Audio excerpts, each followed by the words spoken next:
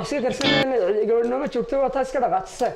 habeen midow gudda habeen midow taas ka dhaqaaqsay aan iska wadan gabadha nabaaye dhawaan ku fuuraya tulkaba bali iman warqada balko jarita la la la la la la warartini gabadh la soo xiiso adiga ma